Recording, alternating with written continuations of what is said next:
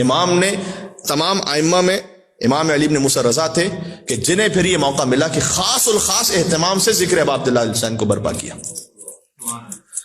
اور بیان کیا اذا دخل شہر محرم لا یرا بضاحکہ. امام رضا نے فرمایا کہ جیسی محرم لوگوں کو سمجھایا کہ جیسی محرم داخل ہوتا تھا کوئی میرے بابا کو کبھی ہنستا ہوا نہیں دیکھتا تھا. لا یرا بضاحکہ، یعنی جس کی معرفت کی منزل جتنی بلند ہوتی ہے نا اس پر امام حسین کے غم کا ویسے ہی اثر ہوتا ہے. اللہ اکبر.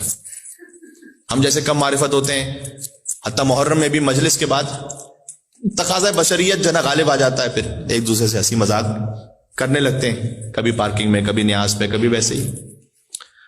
ائمہ علیہ السلام انہیں جب محرم داخل ہوتا تھا، محرم دستک دے رہا ہے بس اب دل پہ آہستہ آہستہ، تو لا یرا بضاحکہ، ائمہ علیہ السلام کو کوئی پورا محرم ہنستے ہوئے نہیں دیکھتا تھا. اور بلکہ پھر امام نے فرمایا کہ جیسے جیسے عاشور قریب آتا چلا جاتا تھا میرے بابا کا غم بڑھتا چلا جاتا تھا، یہاں تک کہ کیفیت آتی تھی کہ عاشور کے دن وہ کسی سے کلام نہیں کر پاتے تھے، اس لیے کہ آواز گلوگیر رہتی تھی، صرف امام حسین کا جد کا مرثیہ پڑھتے تھے، ذکر کرتے تھے.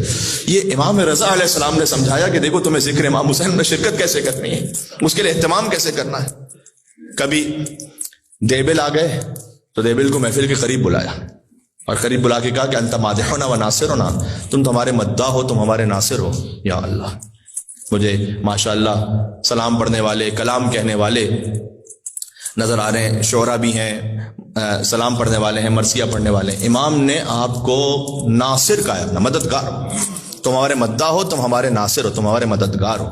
کیا تم نے ہمارے جد کے لیے کوئی کلام کہا ہے؟ دیبل نے کہا کہ اے مولا جی میں نے آپ کے جد کے لیے کلام کہا ہے، آپ کی اجازت ہو تو. امام نے روک دیا پہلے اور اپنے کچھ غلاموں کو اشارہ کیا تو غلام سمجھ گئے کہ امام کیا کہنا چاہتے تھے. دور ایک پردہ آویزاں کیا اور سید زادیاں جو ہے وہ پردے کے پیچھے آ گئے.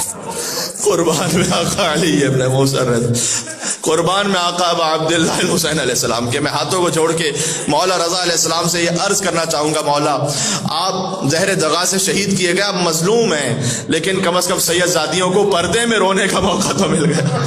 سلام حسین کی بہن زینب جو بے مکنا و چادر کوفہ اور شام کے بازاروں میں اپنے بھائی کا کٹا سر دیکھ کے فریاد کرتے